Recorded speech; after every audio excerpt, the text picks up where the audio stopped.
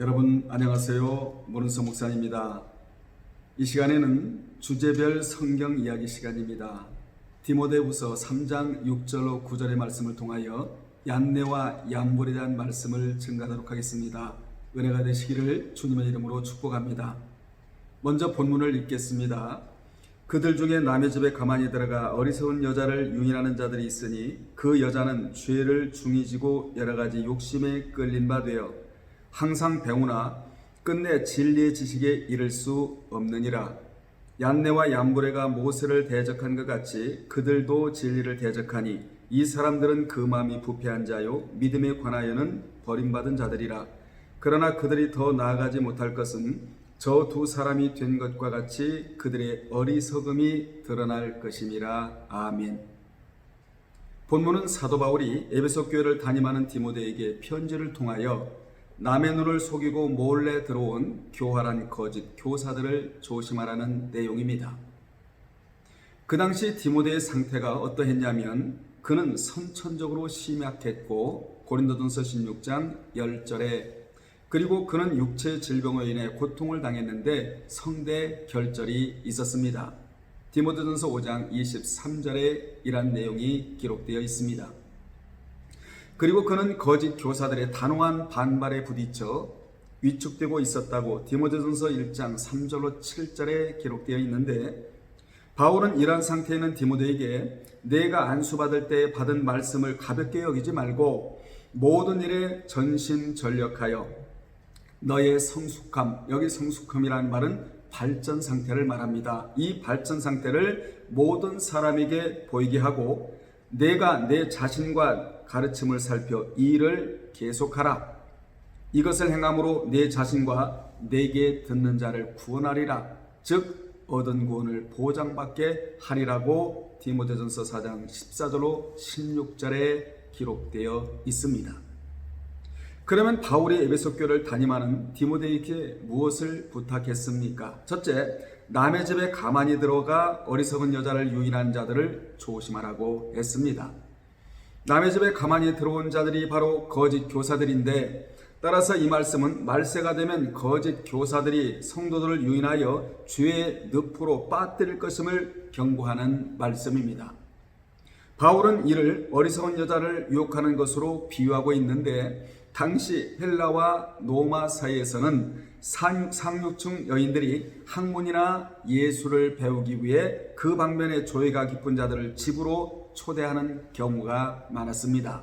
남자들이 여자를 초대했다는 것이지요. 초대를 받은 자들 중에는 문학과 화술과 예술로 여인들을 호리고 유혹하는 자들이 많았는데 그래서 문제가 일어나고 헤어나올 수 없는 불륜 관계에 빠지게 되었던 것입니다. 그렇다면 거짓 교사들에게 왜 어리석은 여자들이 유혹에 빠졌습니까? 첫째, 경건의 모양은 있으나 경건의 능력을 부인하는 자들이었기 때문입니다. 5절에 이 같은 내용이 기록되어 있는데 사탄은 이러한 자들에게 끊임없이 접근하여 유혹하는 것입니다. 말세가 되면 믿는 자들의 겉모양은 화려하지만 인격적인 내모가 꾸며지지 않는다고 했습니다. 그들이 바로 경건의 능력을 부인하는 자들인데 그들은 화려한 예배의식과 분위기와 도덕에 치중하는데 바울은 디모데에게 그런 자들에게서 돌아서라고 단호하게 말했습니다. 두 번째로 자기 욕심에 끌렸기 때문입니다. 그들은 여러 가지 욕심에 종로로 탄 자들이었는데 여기 욕심은 지나친 욕망을 뜻하는 에피디미아스라는 단어를 씁니다. 바로 이 단어가 주는 의미는 욕심 후의 욕심, 육신의 욕망 후의 욕망을 뜻하는 단어가 바로 에피디미아스라는 단어입니다. 그들은 하나님께 인정받고자 하는 욕망이 아니라 남에게 인정을 받고자 하는 욕심, 박식하다는 평을 받고자 하는 욕심, 남성이즘을 방문한 여성들이 자신들에게 주목해 주기를 바라는 욕심 등을 가지고 있었다는 것입니다. 단적으로만의 이들은 세상적인 욕심에 짓눌려 있는 자들이었습니다. 우리는 거룩한 욕망은 품어야 되지만 지나친 욕심을 품어서는 사탄의 욕을 받는다는 사실을 이 시간 기억해야 될 줄로 믿습니다. 바울은 유혹당하는 자들을 가리켜 어리석은 여자들이라고 말하는데, 여기 어리석은 여자란 경건의 모양이 없는 자 또는 변덕이 죽을 듯하는 여자들을 가리키는 말입니다. 이들이 바로 거짓 교사들에게 잘 속아 넘어가는 어수룩한 사람들인데, 사도 바울은 이들을 경멸하는 어조로 조심하라고 말을 하고 있습니다. 두 번째로 남자들이 유인하는 자들이라고 말하는데, 바울은 거짓 교사들이 접근하는 자들을 이름하여 유인하는 자들이라고 말합니다. 여기서 유인한다는 말은 포로로 잡아간다는 뜻입니다. 이 말은 마치 야생의 새나 짐승들이 사냥꾼의 덫에 걸려 옴싹달싹 못하는 것처럼 된다는 말입니다. 또한 전쟁에서 패배한 군인들이 비참하게 포로로 끌려가고 있는 것과 같이 거짓 교사들의 교묘한 속임수에 넘어간 어리석은 여자들이 자신들의 행동과 생각 등 모든 자유를 차압당한 상태를 생생하게 묘사하는 말입니다. 그러므로 그 여인들은 마침내 제 갈 길을 잃어버리고 스스로 생각의 자유조차 잃게 되는 것입니다. 큰 두 번째입니다. 어리석은 여자들은 항상 배우나 끝내 진리의 지식에 이를 수 없다고 7절에서 말하고 있는데, 어리석은 여자들은 항상 배워도 진리에 이를 수 없다는 것입니다.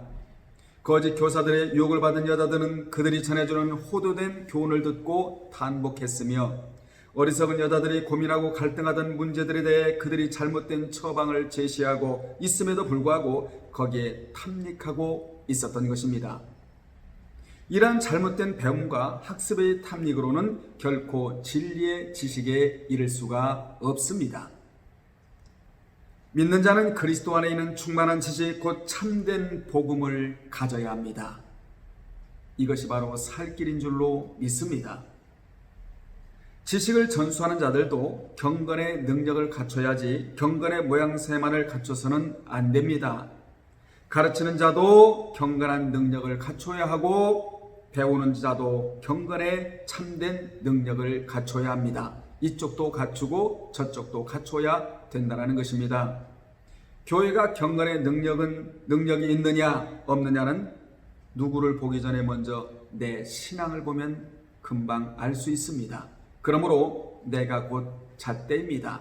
교회가 건강하냐 교회가 건강치 않으냐는 곧 나를 보면 알 수가 있다라는 말씀입니다. 내가 곧 기준이고 잣대가 된다라는 사실을 우리 모두 기억해야 될 줄로 믿습니다. 큰 세 번째로 바울은 어리석은 여자들을 유인하는 자들을 얀네와 얌브레와 비교하여 그들의 진상을 8절에서 폭로하는데, 바울은 어리석은 여자들을 유인하는 자들을 이름하여 얀네와 얌브레와 비교하여 그들의 진상을 자세히 폭로합니다. 얀네와 얌브레는 유혹하는 자 또는 반란을 일으키는 자란 뜻입니다. 그러므로 교회 안에 파당을 짓고 분열을 일으키는 자는 현대판 얀네와 얌브레와 같습니다. 외경에 보면 이들에 대해 나오는데, 모세가 하나님의 종으로서 이스라엘 백성들을 애굽에서부터 탈출시키기 위해서 갖가지 하나님의 이적을 베풀었을 때 이에 맞선 바로의 술객들이 바로 얀네와 얌브레로 나옵니다. 바울은 가말리알의 문화에서 수학할 때 외경에 대한 지식을 갖추었기에 그들을 인용하고 있는 것입니다. 얀네와 얌브레는 이스라엘의 출애굽을 막을 수 없다는 사실을 간판 짓고 이스라엘 백성들 쪽에서 그들의 파멸을 촉발시키기로 작정한 자들입니다. 하나님의 일을 방해했다는 것이지요. 이스라엘 백성들이 애굽에서 나와서 광야에서 하나님의 말씀을 통하여 그들의 마음과 정신과 인격과 언어가 잘 훈련이 되어 가나안 즉 천국에 들어가야 되는데, 이들이 가나안에 들어가는데 방해를 했다는 것입니다. 애굽에서 나오지 못하도록 방해했고, 그리고 결국 광야에서 가나안 들어가지 못하도록 방해한 자들이 바로 얀네와 얌브레였다는 것입니다. 실제로 유대인들의 전승에 따르면 그들은 이스라엘 백성들을 설득해서 그들로 하여금 금송아지를 만들게 하고, 거기에 절하게 만든 장보인들이 바로 얀네와 얀브레였다고 기록하고 있습니다. 그러므로 바울과 디모데가 전파한 복음의 진리를 대적했다는 점에서 바울 당시의 거짓 교사들은 얀네와 얀브레 같이 거짓을 유포하는 사기꾼이요, 이들이 바로 영적 사기꾼들이지요. 그리고 또한 하나님의 참된 백성들 사이에 위장 침투한 자로서 하나님의 견고한 터인 교회를 파괴하는 것을 생애 목적으로 아는 파렴치한 위선자들이었던 셈입니다. 즉 얀네와 얀브레는 진리를 대적한다는 점에서 거짓 교사들과 상통하는 인물들입니다. 바울은 본절에서 그리스도 안에 있는 복음의 진리를 대적하는 거짓 교사들의 특성을 두 가지로 언급하고 있는데, 첫째로 보면 이들은 그 마음이 부패한 자들이다, 그렇게 언급을 합니다. 성경에서 언급하고 있는 마음, 즉 누수는 정서만을 이야기하는 것이 아닙니다. 이것은 인간의 지성과 감성과 의지 등 인간의 전 인격이 자리 잡고 있는 좌소를 가리키는 말입니다. 그런데 거짓 교사들의 경우 이 좌소가 부패했다는 것이지요. 그들은 영적으로나 도덕적으로나 의지적으로나 부패한 자들이었습니다. 이것이 부패하면 아무리 힘을 행사하려고 해도 행사하지 못하게 됩니다. 만약 행사하더라도 얼마 가지 못하게 되는 것입니다. 우리는 인격적으로나 도덕적으로나 영적으로 부패해서는 안 됩니다. 늘 경건을 유지하고 살아가야 될 줄로 믿습니다. 두 번째로 이 사람들은 믿음에 관하여 버리운 자들이라고 말하는데, 이들은 예수 그리스도에 대한 믿음을 저버린 자들입니다. 말하자면 거짓 교사들은 믿음을 저버렸다는 것입니다. 여기에 버리운 자들이란 시험에서 탈락되어 인정되지 못한 자들이라는 뜻입니다. 이는 곧 하나님으로부터 버림받은 상태를 가리킵니다. 거짓 교사들의 믿음은 마치 불순한 금속을 섞어서 만들어진 주와 같은 것이어서 버려져야 마땅한 존재들이었습니다. 세상에서 가장 무서운 말이 하나님께로부터 버림받았다, 이 말이 세상에서 가장 무서운 말입니다. 진리대로 한 것도 드러나고 거짓으로 한 것도 반드시 드러날 때가 온다라는 말씀이 9절인데, 바울은 에베소 교회를 담임하는 디모데에게 얀네와 얀브레는 사기와 위선으로 이스라엘 백성들을 속여오다가 모세가 등장함으로 말미암아 그들의 부족한 지각과 영적 무지가 백일하에 드러났듯이 이제 에베소를 무대로 활동하고 있던 거짓 교사들의 거짓도 백일하에 드러날 것이라고 말해줍니다. 그렇습니다. 우리가 진리대로 한 것도 드러날 것이고 거짓으로 한 것도 다 하나님 앞에 벌거벗은 몸같이 드러날 것입니다. 여러분, 에스겔 9장에 보면 사역보고를 한다라고 되어 있습니다.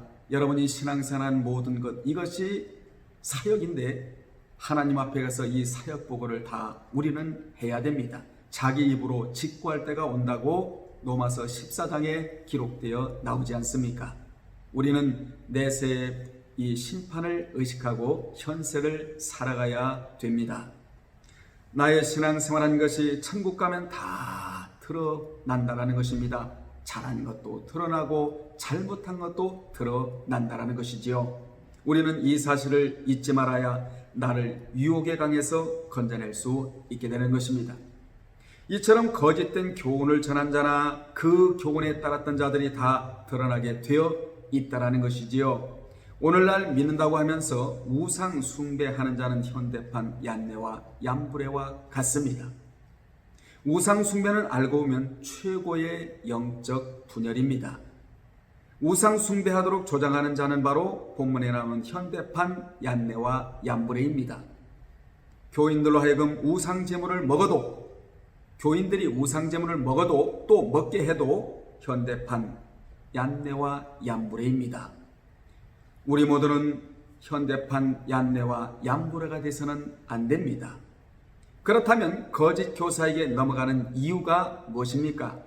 사탄이 광명한 천사로 포장해 오기 때문에 쉽게 넘어간다고 고린도서 11장 4절에 기록되어 있습니다. 그래서 성경이 아니고는 도저히 분별할 수가 없는 것입니다. 그래서 성경은 나 자신을 위해서 영적인 분별력을 위해서라도 반드시 읽고 깨달아야 될 거룩한 책입니다. 여러분, 성경에서는 이것을 말씀합니다. 영이 건강하려면 더러운 영에 미혹받지 말아야 하고, 인격이 더럽히지 않으려면 물같은 말씀으로 매일 인격을 씻어야 하며, 몸이 더럽지 않으려면 우상 제물을 먹지 않아야 된다고 성경은 교훈하고 있습니다. 에덴 동산을 시작으로 지금까지 세상은 오늘 본 같은 상태가 반복되고 있습니다. 아담과 하와에게 접근했던 뱀도 거짓을 진리로 포장해서 접근해 들어오지 않았습니까?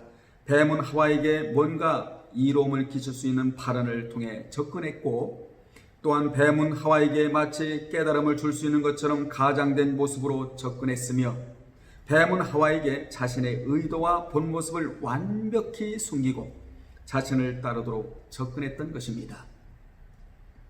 이처럼 사탄은 우리에게 유익을 줄 것으로 포장해 우리에게 접근해 오는 것입니다. 그리하여 많은 사람들이 이 거짓에 미혹되고 마는 것이지요. 하지만 이런 속임수는 영원히 가지를 못합니다. 얼마 가지를 못한다는 것입니다. 언젠가는 진리의 빛 되신 주님으로 하여금 그 껍질이 벗겨져 그들의 시커먼 속이 천하에 드러나게 될 것입니다. 다시 말해 진리로 아무리 가장을 해도 거짓은 거짓으로 판명된다는 것이지요. 또한 영원한 진리 앞에서 거짓됨이 밝히 드러날 것입니다. 결론 내리겠습니다. 교회 안에는 진리와 거짓이 공존하고 있습니다.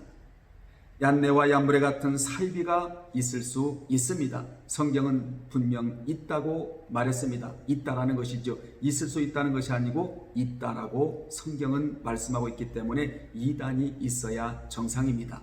여러분 주변에 얀네와 얀브레 같은 사람이 있어야 되고, 거짓 교사가 있어야 되며, 구약으로 말하면 거짓 선지자들이 있어야 되고, 이단들이 있어야 되는 것입니다. 성경에 있다고 했으니까 있어야 되는데, 다만 우리는 이단을 두려움의 대상으로 열 것이 아니고 말씀을 통하여 영적인 분별력을 갖추면 되는 것입니다. 이 얀네와 얀브레 같은 사람들은 자신들이 진리인 것처럼 가장하여 거짓을 난무하고 있는데, 하지만 성경은 분명히 말씀합니다. 저희 어리석음이 드러날 것이다. 저들의 어리석음이 만천하에 드러날 것이다. 이렇게 분명 성경은 말씀합니다. 그렇습니다. 거짓으로 쓴 가면은 언젠가는 벗겨질 날이 옵니다. 유일한 진리를 제외한 모든 거짓된 것들은 아론의 지팡이가 가짜들의 지팡이를 삼켰듯이 거짓으로 한 것은 언젠가는 분명히 판명이 됩니다. 오직 진리로 한 것만이 하나님께 인정받을 수 있게 되는 것입니다. 인정받는 날이 바로 주님의 날입니다. 우리에게 멸류관을 주실 날, 상급을 주실 날이 바로 그날이라는 것입니다. 여러분은 그날을 소망하고 살아가야 됩니다.